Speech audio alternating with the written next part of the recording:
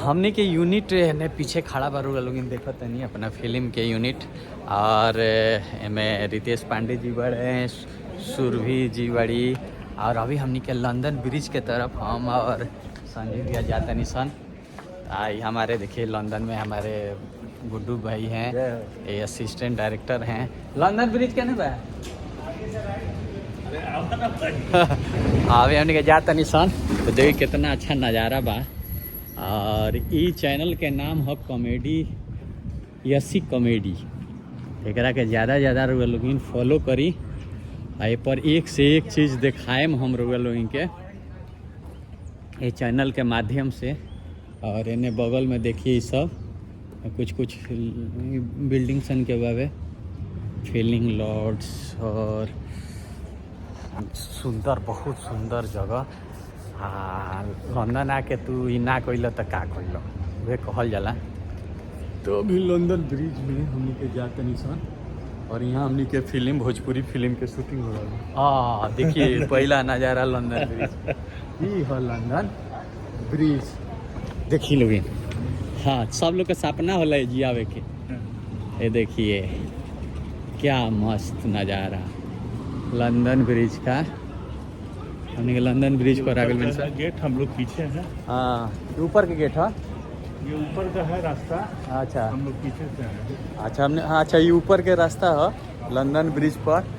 इधर चढ़ने से लिफ्ट है, लिफ्ट से ऊपर चल जाइए। हाँ लिफ्ट से ऊपर आदमी चल जाइए। एने सीढ़ी से भी एने सीढ़ी पे बगल में। अभी हमने के लंदन ब्रिज के नीचे आ गए निशान।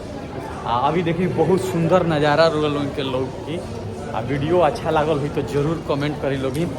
पहली बार लंदन ब्रिज पर आइल बनी और यह यसी कॉमेडी करके हमने के चैनल है।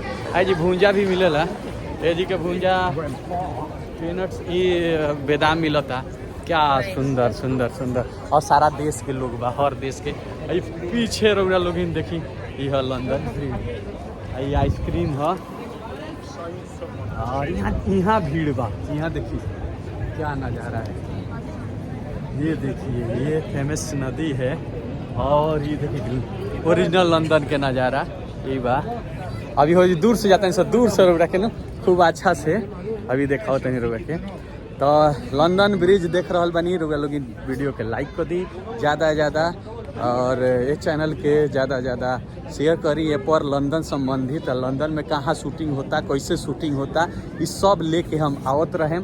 और यहाँ हर देश के लोग आवेला, हर आदमी के सपना होला लंदन जाई और लंदन ब्रिज पर एगो फ़ोटो खिंचवाई। तो हम भी अभी एक जी फ़ोटो खींचे। तो ये वीडियो कैसन लगल है ज़रूर बताएं लोगिन और नेक्स्ट वीडियो के इंतज़ार करी लोगिन। लंदन ब्रिज से लोगन के लेके आए और ये फ़ोटो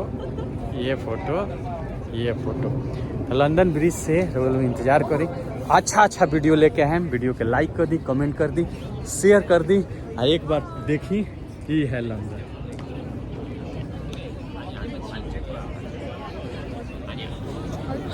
ये लंदन ब्रिज, ये है लंदन ओरिजिनल लंदन। ये